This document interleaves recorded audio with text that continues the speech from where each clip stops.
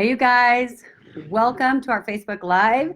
This is the first one that we're doing. We started doing these every Tuesday morning at 11 a.m. I'm going to do a Q&A. I'm going to answer questions that we've been getting, try to figure out, so you guys get to ask me questions live. So get on here, think of the things that you've been wondering about. Let's make sure that we get your guys' questions answered. I'm really excited about it. We have a lot of fun things coming up for you before we get started with the Q&A. I just want to let you know, for those of you who don't know, we have a podcast now. It is called Marketing Game Changer Secrets, I think. We had to change the name. So we just recently changed it. So we're excited about that. Want to make sure that you guys know about that so that you can go check it out. Right now, we're posting, we have over 20 episodes up. And I think that we're putting up two new ones every single week. Some of the trainings it's generic network marketing. So I don't specifically mention doTERRA, but I talk about ways that you build your business, very specific ways that you build your business online, very specific ways that you build your business offline, the way, organically, the way that we always built doTERRA from the beginning. So just know that those are available for you. I'm going to make sure I have some questions here that I have ready that you guys have been asking. So I want to make sure that I do the right one. So let me make sure I have it here. Here we go. Okay, first of all, we have a lot of questions about placements. People always want to know about placements. Those trainings get people often the most excited. When we're teaching about recruiting and when we're teaching about placements, those are the things that get people the most excited. So I'm going to cover one piece of information about placements that has to do with enrollments and who keeps the enrollment. And I'm going to talk about it because it can be a controversial topic, and it's something that I see come up over and over again. And I think people don't realize, a lot of people say, oh, you can't have your cake and eat it too. I don't believe that for 1 second. I absolutely believe you can have your cake and you can eat it too, but let's do it in the right way. Let's make sure there's enough cake for everybody, and let's do it with integrity.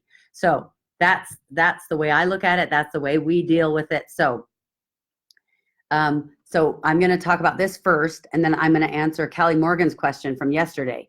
She talked about needing some advice on how to work with wellness advocates in low-income countries. So we're going to talk about that next. So first, let me talk about Enrollership. And I'm going to do this in a way that it doesn't matter if you've been doing doTERRA for a long time. Hopefully it won't be boring. This will be new information for you, but also just throw in some words, address it in a way that if you're brand new, it won't be too confusing. Okay, so first of all, when you enroll with doTERRA, when somebody enrolls, there's an enroller and a sponsor. In fact, I'm glad I did it in here because guess what? I can do it right here. Where are my pins? Here we go. Put this a little, I think this might be backwards. So I'm not going to I won't do writing that makes it hard for you to see backwards, but I'm going to do this. Okay, so we have an enroller and we have a sponsor. Okay, the sponsor simply is telling people, it's telling the computer who to put the person under, like where they go in your team. So if you sign someone up and you say the sponsor is Teresa Harding, that means the computer is going to put them directly under Teresa Harding. It's going to go exactly on my front line. This is the person that's going to go on their front line. So if you say Jim or his number, it's going to go directly on Jim's front line. The enroller is the person who shared the oils, okay? I'm going to say the person who invited. This is the person who invited them to doTERRA, okay? So let me try to move this a little bit so you can see me a little bit better. So that's the person who invited them. Now, where the problem comes is people say, well, who invited them? Because if I'm having a class, and I'll sit down again for a second. They say if I'm having a class and I'm teaching it, my friend is going to be the hostess. She's inviting the neighbors, but she doesn't want to build the business. She doesn't want to do the business at all. And so a lot of times what people say to me is, Teresa, there are people out there teaching that I should keep the enrollerships. Some people are saying that I make sure I give the enrollership to my friend who's the hostess. So let's say that Kate is the hostess. She's my friend and she's having the class. She has no interest in doing the business at all, but I totally build the business. I'm looking for new builders and I'm the one. I fly out to her house. I come and teach. I'm doing it all. Well, guess what? Anybody who enrolls from that class, if Kate invited them, if they came because Kate invited them, the enrollership goes to Kate. Okay? Now, for those of you who are freaking out and disagree, hear me out because I'm going to show you why you can have your cake and eat it too. Okay? So, oh, am I going the wrong way? Let me come over here so you can see it that way. So, what happens is, what a lot of people are teaching is, dude, if she's not going to build and I'm going to do all the work, then I keep the enrollership. Let me tell you why people teach that. The reason people teach that is because at the beginning, most people say, oh, Kate invited them. Those enrollerships belong to Kate. So let's make sure Kate keeps all of those. So now here's Kate's team. She has all these people underneath her. And let's say she has a couple of classes for you and she has 5 people who enroll. So now this is what we've got going on underneath Kate. And all those enrollerships belong to Kate. Well, then what happens is, what if this person starts to build? This person goes crazy. They totally want to build. And guess what? This team starts getting so big that now Kate becomes a qualifying leg for you. So for example, Kate, even though she's not building, now she's your elite leg because let's call this Jim, because Jim decided to build. So what happens is, and all along, Kate's upline, let's call her Sarah. Here's Sarah up here. Sarah's all excited because there's growth under Kate and it's all great. But then what happens is that Jim needs more and more help and he's taking more and more time.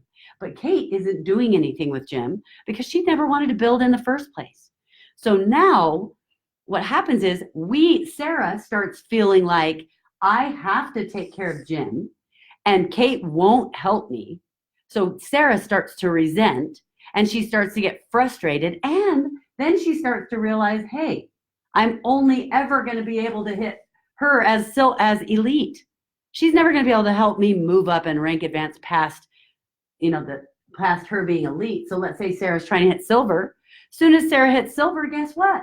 She can't move beyond that with this leg. So what happens is now Sarah sees this happening. She now has to take all this time with Jim. She doesn't have time freedom and she can't use this as a qualifying leg. It only helps her get to silver. So you see the frustration. So what happens is people start to blame it on Kate or they blame it on the fact that they didn't take the enrollership. Well, that's not really the fault. That's not the problem.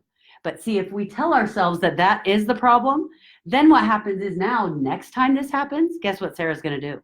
Sarah's going to say, you know what? Now I've got Jennifer over here. And Jennifer doesn't want to build. She's doing all these classes for me. But guess what? I am not letting her have the enrollerships. Listen to the wording. I'm not letting her have the enrollerships. I'm keeping enrollerships because she's not doing any of the work. And I know exactly what's going to happen. But what the problem is, they're telling themselves the wrong story. The story they're telling themselves is, dude, this is because I didn't keep enrollerships. When the real truth is, this is because I didn't lead my team properly. I didn't make good leader decisions. I didn't run my business properly. So let me show you what that looks like. Because what if you could make sure that Kate keeps all the enrollerships that belong to her. She invited them. Why would you get them? You should. That's like, seriously, I say in my training, that's like saying, dude, my neighbor has a car. They found it. They bought it. They brought it to their house, but they never use it. They don't ever use it. It's ridiculous. Should I take the car and keep it, or should I let them have it? Well, it's not really your choice. It was never yours in the first place. If that person would have never come to your class and enrolled on your team if it wasn't for Kate. If that's the case, that enrollership belongs to Kate. I promise I'll show you how you can fix it, and you can fix it in a crazy, awesome way and still have the integrity of making sure the enrollership goes to the right person, okay? So now what happens is we've got Jennifer over here. Jennifer has all these people enrolled. And Jennifer goes even bigger, but Jennifer is not building. Okay, she doesn't want to build. She's not interested. And Sarah says, no, I'm keeping all the enrollerships. So, because I know this happened before and I've seen it. And guess what? If Jennifer ever decides to build, I can give her the enrollership. So this is what people think. So they do this whole thing. And now guess what happens? Let's say this is the person that goes crazy. This person goes amazing. You have the enrollership. So you think you've solved the problem. But now, oh, it's not backwards where I am. Good. I'm so glad. Okay. Now this person goes crazy. They are your qualifying leg and everything seems hunky-dory. Until guess what happens? One day, this girl decides to build. Let's say this is Katie. We better not use Katie. Let's use Kim. This is Kim and this is Sam. Okay. Now Kim decides to build. And Sam decides to build because they're friends. Kim actually was invited by Jennifer, but Sam was invited by Kim. But guess who has all the enrollerships? You do. If Sam was invited by Kim, the enrollership should have been Kim's. Now these guys decide to build. And guess what? Kim is really smart. She figures out the comp plan really fast. What do you think that Kim is going to feel like when she realizes what Sarah has done? She all of a sudden realizes, oh my goodness, I need the enrollerships. Is she going to feel like, well, I wasn't going to build and Sam wasn't my person anyway? No, she's going to feel like, dude, Sam was my person. What you did, Sarah, was absolutely dishonest and you took my people. Now give them back. And if Sarah has honor about this, maybe she'll give all the enrollerships back where they belong. But guess what? Number one, you already did something that wasn't absolutely full of integrity. And number two, this is what happens. Do you ever want your people starting out like that? I don't ever want my people to look and go, okay, no wonder she got ahead. If it's because of something I did that was right or that was appropriate, great. But if it was because I did something I shouldn't have been doing and they didn't understand, then that's an issue for me. I don't ever want someone feeling that way. And honestly, I might not always have the choice. You don't always get to decide what people think of you, and that's fine. But we try to do what's right no matter what, okay? So what happens if Jennifer, okay, let's talk about one more thing. What if let's say Sarah gives all the enrollerships back where they go. Now you've used the one change. So guess what? Who should have had two changes for Sam? Who should have had the enrollership change for Sam? Kim. Kim should have had that. Let's say that Kim also enrolled Kaylee. What's with all the K names? I don't know. Kaylee. Okay. Kim also invited Kaylee. So remember, Sarah kept all these enrollerships. Well, she had Kaylee's enrollership. Sarah also had this enrollership. So now let's say Sarah is awesome. She gives all the enrollerships back. So Kim gets Sam's enrollership. She gets, let's call this, why is it so hard to think of names? There are 1,000. This is Chase, okay? Kim gets Chase's enrollership back. She gets Kaylee's enrollership back. But now what? Let's say that Kim starts to build. She starts to get bigger and bigger, and she starts to realize, oh, now I'm going bigger, and now I want to give Kaylee's enrollership to Chase. But guess what? She can't, because the enrollership was already Sarah's. Sarah now gave the enrollership back to Kim, so that's the one change, and now Kim is stuck and can't make that change. That is absolutely not fair to Sarah, fair to Kim. It's not right. So when I get all passionate about this is why. You are putting people in a situation that you had no right to put them in. They don't deserve, okay? So if I'm right, and I'm sure that a lot of you I know agree with me. A lot of you, I kind of hear back, so I know you're going, okay, yeah, I get that, but that doesn't solve this whole major problem that is not worth it, and I'm the one building. I get it, and I feel you, and I am not like trying to be like saying that all cool. I'm saying I feel you. I really do. But what happens is if you refuse to be dishonest, If you refuse to do anything short of absolute integrity, your mind starts to figure out a different way to do it that is full of integrity. So let me show you how you can do this, where all of a sudden it solves all of the problems. So I don't care what story you tell yourself. I don't care how Sarah says, well, it's not fair because Kate isn't doing the work. I don't care what story you tell yourself. Tell yourself whatever story you want, but then go do the right thing no matter what. You might not like it, but let me show you what we have figured out. It's really cool. In fact, I'm just going to pull this closer because then I don't have to stand up at all.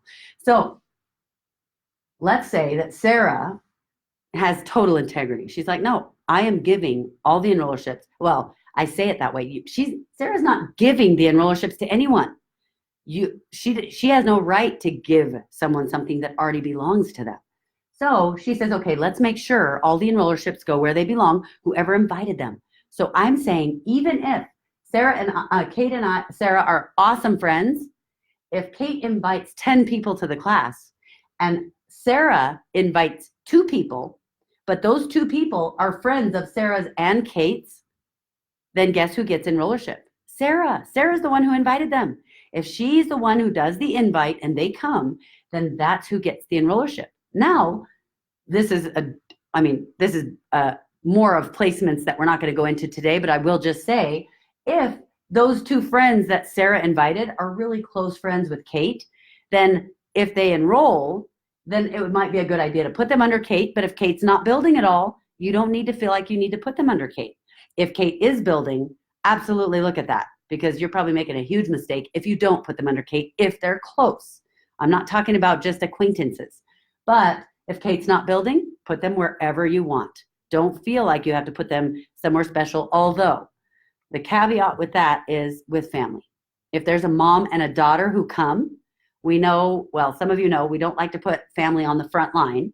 So there are ways that we show you how to do that, so you don't have to put family on the front line, and yet you can still help them and build your team and do the whole thing. But let's say a mother and daughter come, and you invited the mother and daughter, and they're close friends of Kate, but Kate's not going to build, and you decide you're going to put them somewhere else.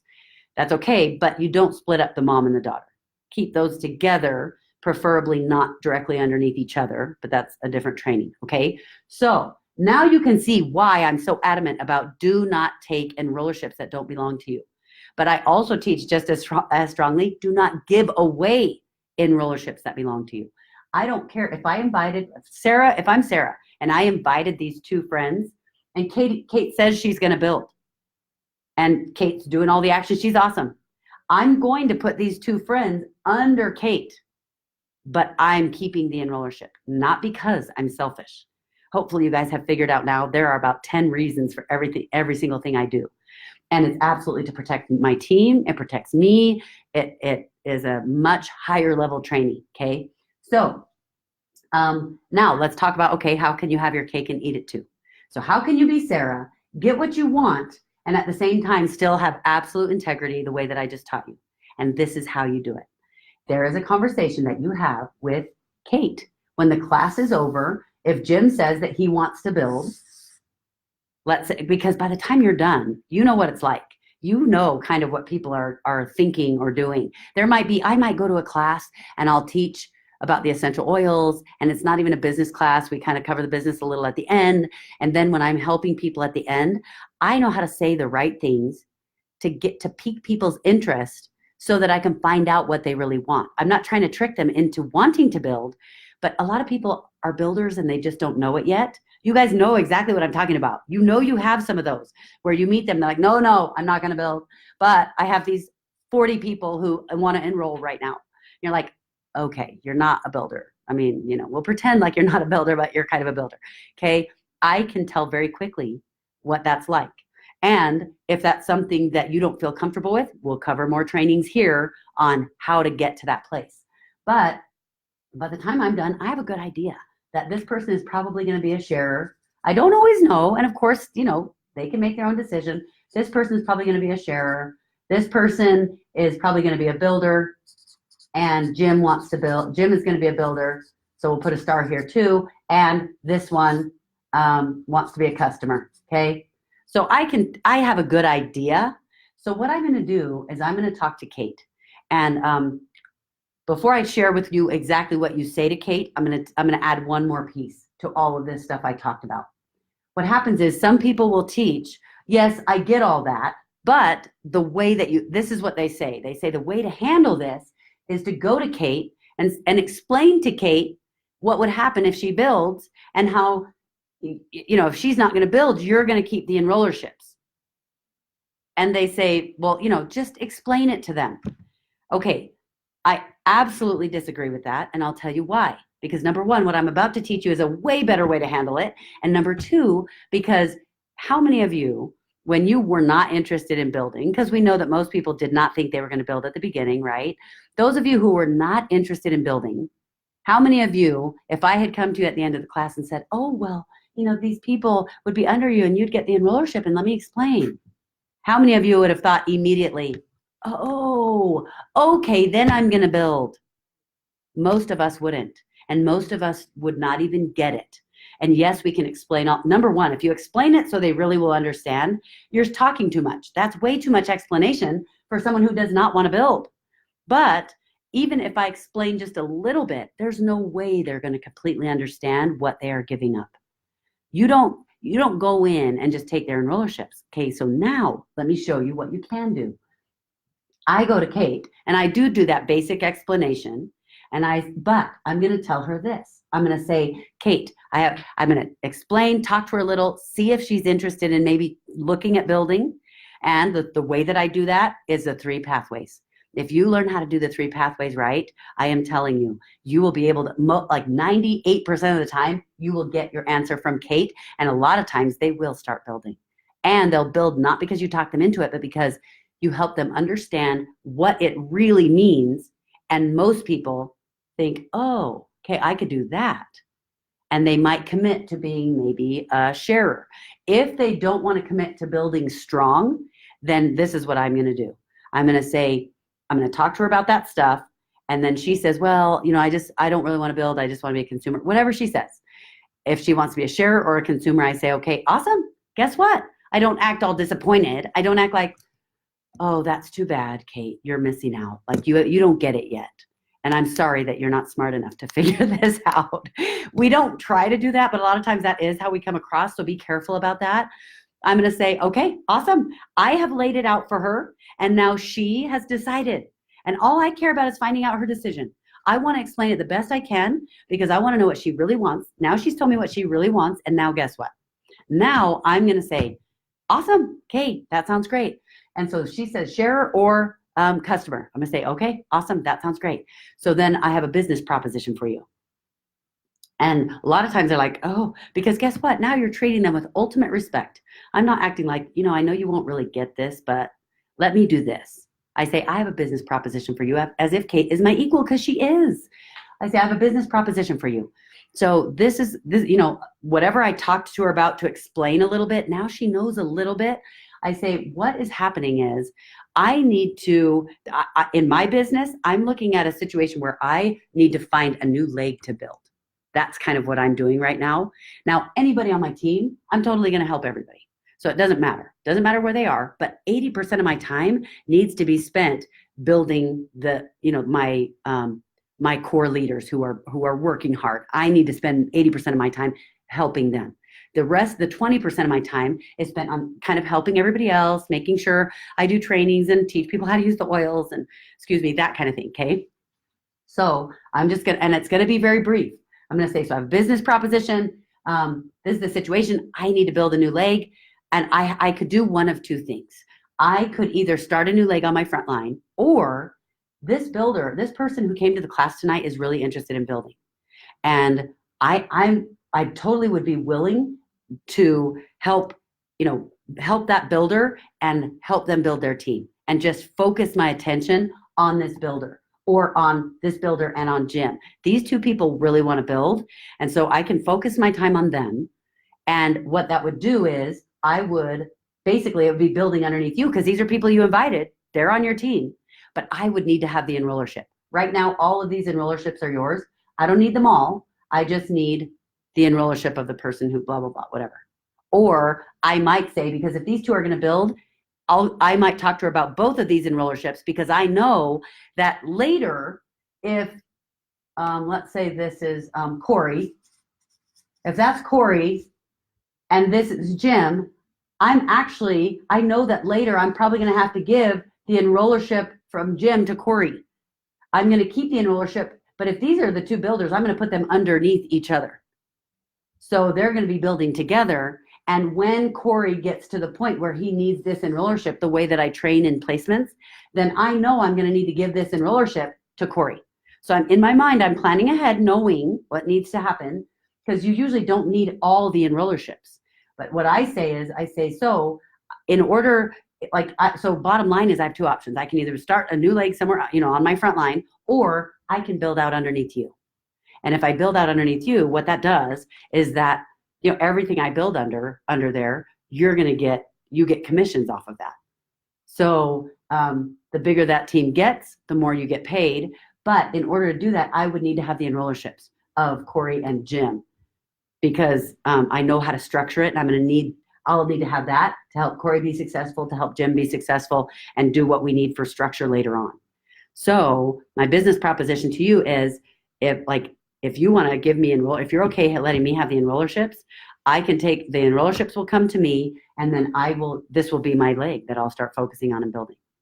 And so you'll get the benefits from that. Now, I don't repeat myself 3 times like I just did here. I just say it once. It's real brief. It's real simple.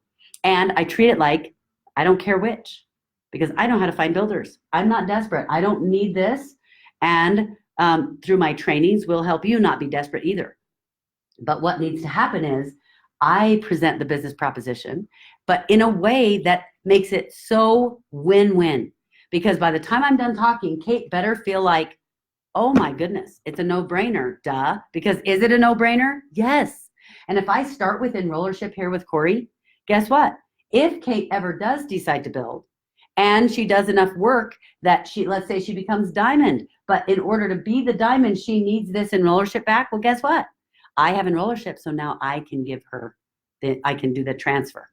But I need to get permission first, okay? Because it's hers. It belongs to hers. And I'll tell you what, almost every time it works if you do it near the beginning.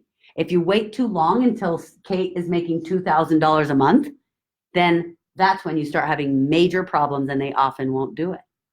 You need to do it at the beginning, or it doesn't have to be right the night of the class. If it's the night of the class, it's better, because then when we put them into the computer, the enrollership is being put in as mine, which means what's going to happen is now we still have one transfer left.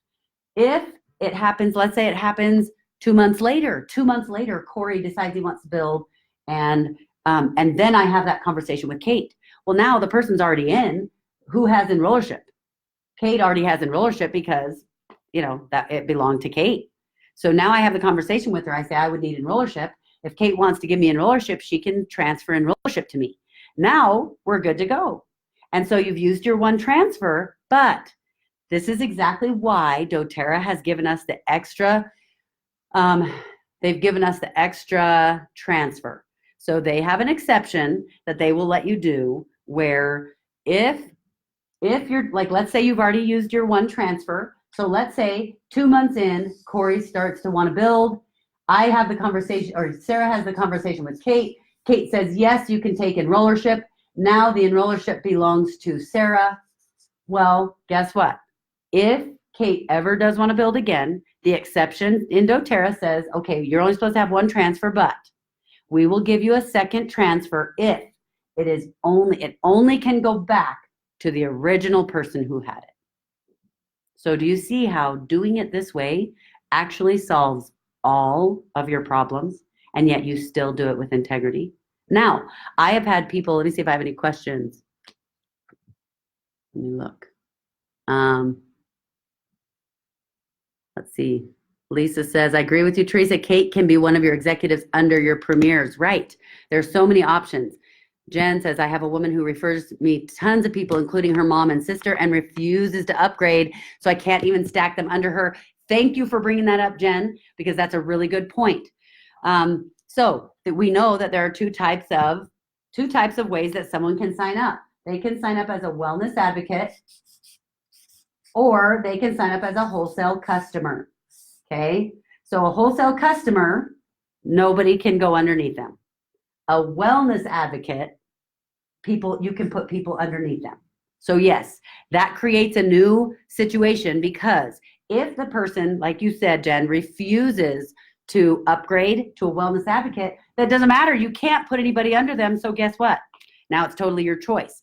The thing I would recommend, though, is be careful, because I have people on my team that I'm working with. They want so badly to keep all these enrollerships. They know that Kate doesn't necessarily want to upgrade. And so they say things, they word things in a way that, of course, Kate's not going to upgrade. They don't make it feel at all. I'm not going to try to talk Kate into upgrading, because I'm not trying to force anything. But I am going to make it very clear. So this is the deal. This is what's happening, blah, blah, blah. Now, if she doesn't want to be a wellness advocate, I'm not going to go into detail about, well, I could build under you and then it would make you money, because what are you doing now? You're trying to give them something for nothing. If that's what they want, but I'm going to make sure they understand, look, if you ever decide that you want to build, these people that came to your class would go underneath you.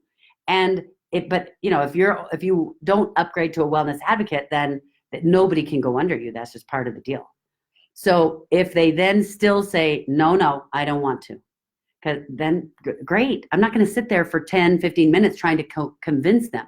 So thank you for bringing that up, Jen, because that's a really important point. Tracy says, this is so true. I've been there with a different company, but as the one who was enrolled. Then I had two people above me fighting over me and corporate calling me for my permission to move me. I was so frustrated to be put through this. I had bad feelings toward the people putting me in the middle of this. Oh my goodness, this is so exactly what happens. You're right, Tracy. Bad feelings toward the people putting me in the middle of this, and my energy that I had going with enrolling others dropped to zero because of the stress. And you know what? You think this is a one-time situation? I'm telling you, we see it all the time. So thank you, Tracy, for that. It creates a horrible situation, but you can see how if you do it the way that I'm teaching here, you've actually solved all the problems. The only problems you don't solve are human nature, people who are greedy or selfish, or what you're going to have to still deal with some of that. But this eliminates most of it, because, there's nothing they can argue over. And the biggest problem is if you have no boundaries. If let's say Sarah comes to Kate and says, hey, I have a business proposition for you. If you'll transfer over the enrollership, that I can build under you. Otherwise, I need to start a new leg. Of course, don't say it like that. Say it better, like I said earlier. If Sarah does this, but now Kate won't give enrollerships, and Sarah builds these people anyway, totally spends 80% of her time building this. Now, whose fault is that? Sarah's. That's your own problem if you didn't have boundaries. Because I can promise you right now, either Kate will get involved and start helping, because I'm still going to invite Corey and Jim to all my trainings. They can come to everything, but I'm not going to do the one-on-ones with them. I'm not going to, that kind of thing, okay? Let's see, Lisa, I've made some of my sharers have the enrollership because it's just the right thing to do, regardless if they want to or not. Good, because this is the deal. And you don't do this because maybe it will trick them into building later. This is not why we do this, okay? We do this because this is what's right. But I will tell you this, one of the results ends up being that people end up building that never were going to build. So I hear people teach this. They teach to do it this way, but they say, yeah, do it this way because you get a lot of people who end up wanting to build. No, that's not why you do it. You do it because it's the right thing to do. And if that ends up being a positive result that comes from it, great. If it doesn't, great. I need to review and practice the 3 pathways, Debbie said. Good. I'm telling you, it will change your business. It's one of those things that seems like on the surface, you look at it and you go, okay, this is great, but I can see how it would help in these ways. But as you get really good at it, it helps in like 15 major areas of your business that you didn't even know. Problems you're having with your leaders, why your leaders won't do what they say they were going to do. I can't even tell you the things that it solves that you don't even realize. Monica says, I love listening to placement presentations now, first few times. She says, I don't even know what that word is. A big jumble. Thanks, Teresa. Good. Okay, so Debbie said, I think I get it. Will this live be available to watch in full later? Yes, I'm leaving it on here. I probably will even post this one on my YouTube channel because this is a big one that people always ask. Yes, yes, I've learned everything from you, Lisa. Thank you. You're so nice. Yeah, Irina says, exactly. Irina, are you the one who was on our Russia call this morning? I saw that name on there. Is that you? Anyways, okay, so next question, you guys. If you guys have other questions, post them here. I might only have time for this one other one that I am going to share with you right now. I lost it, so let me find that again. Search. Here we go. It was a question I saw this morning, and I'm going to do a better job looking back at the previous questions from the last week, and we'll start answering some of those and make sure that people know about those. So let's see. Okay, it was with Callie Morgan. She says, hi, could I please get some advice on how to work with wellness advocates in low-income countries? Is there a strategy to make it easier for them in some way? 100 PV is a major expense for many people in some countries, and the affordability of the oils is also, she says, is too. Has someone come across this problem and found a workable solution? Grateful for your advice. Oh my goodness, yes. I know exactly what you can do, and it works awesome in every country we've ever used it in. I'm telling you, you guys, I get excited about international because I have personally helped open most of the countries we're in, well over 40 countries, okay? So I've seen the things that happen, the problems that arise, and what has happened is there are certain things that are absolutely common to opening any country. I don't care what the culture is. I don't care what the issues are. There are certain things that are always, basically we deal with the same things. There are some things that are different because of culture or because of the way that the laws are in that country or things like that. Of course, there are some differences, but there are so many that are the same. And I don't care what country you are, this works. If people cannot afford the 100 PV a month, I'll show you exactly what to do. And this is exciting. Okay, so I'll use Mexico as an example. This is a place that we've done this, okay? And you could do this anywhere. So doTERRA requires 100 PV in order to get paid, right? Can you see? Yeah. So you have to do 100 PV in order to get paid. And so in some countries, 100 PV is absolutely doable for most people. And the reality is, as soon as they start building their business a little and get to $100 a month, then guess what? Now their $100 a month can cover that cost. But the problem is it takes a minute for people to get there. And if you don't have a solid training in place for your leaders, then guess what? It takes longer to get there, and it can feel kind of frustrating. So this is what we do. We do what we call the retail model.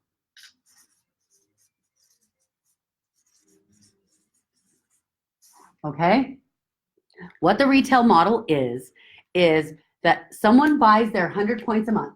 Okay, so let's call this person Jorge. Okay, Jorge buys his oils, and I should have lowered this. Next time I'll lower this so I don't have to keep standing up. So Jorge orders his $100 a month. He can't afford it, but he gets his $100, and they do one of two things.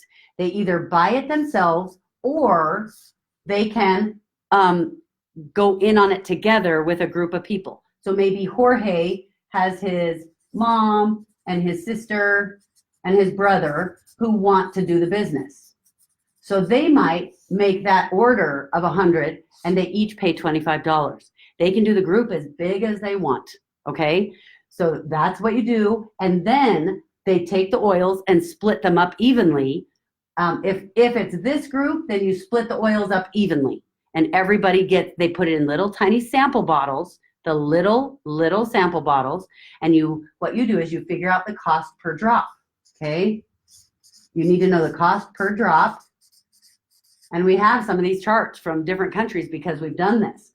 So let's say with lemon, we know, like, if you have lemon oil, if there are 250 drops in the bottle, which, by the way, the bottle says 250, but if you've ever filled the sample bottles, then you know that it actually is going to be more than 250. Usually it's closer to 300 drops. It's usually about 280 to 300 drops. But don't figure it out like that, because the promise on the bottle is 250. So plan it like it's 250 drops, divide that by $10 or whatever it is in your country, okay? And that's the cost per drop. Now, what's going to happen is, or wait, the other way around. You get the idea. Anyways, so you figure out the cost per drop, and then what you're going to do is you are going to put them in the little sample bottle. So if the little sample bottle holds 20 drops, you're going to figure out the cost of that little bottle, but you're not going to sell it at cost. You're going to raise the price a little bit. So Jorge, let's say he's buying it by himself. He buys the $100. He splits all the oils up into all these little sample bottles, and he goes and sells them. A lot of people in Mexico, they'll sell by the side of the road. They sell out of their home. They'll sell to their friends and their family. And people want the oils, but they might not have enough to buy all of that. And Jorge does it this way until he's making enough with dōTERRA that now he doesn't have to do that anymore. And now he can buy his own oils and keep them. But this is the problem that I see in countries where people are teaching this. Two things. When you're in a high-income area, when people go to a high-income area, they don't teach it. They don't teach people how to do this. They don't teach the retail model. They just teach the normal model because guess what? All the people in the high-income area can afford this. But the problem is if you're working in a country where a lot of people can't afford it, then you darn well better be teaching the retail model. Teach the retail model, and then you teach how exciting it is to transition to being able to buy your own oils. Because even if the high-income people can all buy their own oils, you got to still teach it the way that most people can do it. Otherwise, you're going to have a bunch of people who think I can't do it because I don't have enough money. Okay, so that's one thing. And let me think if there's anything else. Do you guys have any questions about that? Let me see. If you give them the enrollership, oh, we're back on the enrollership. I didn't see this. Sorry. If you give them the enrollership, then who is responsible to give a resource, do the wellness overview, etc.? That's a good question, Christina. We're skipping back to the other thing. I didn't see this, but what happens is that can be part of the conversation about, you know, these people need to have a wellness consult. And that's also part of how I will help Kate get excited to help. Because a lot of times, I'll go back to this for a second and then I'll look for questions for this. A lot of times what happens is people, I'll come over here. A lot of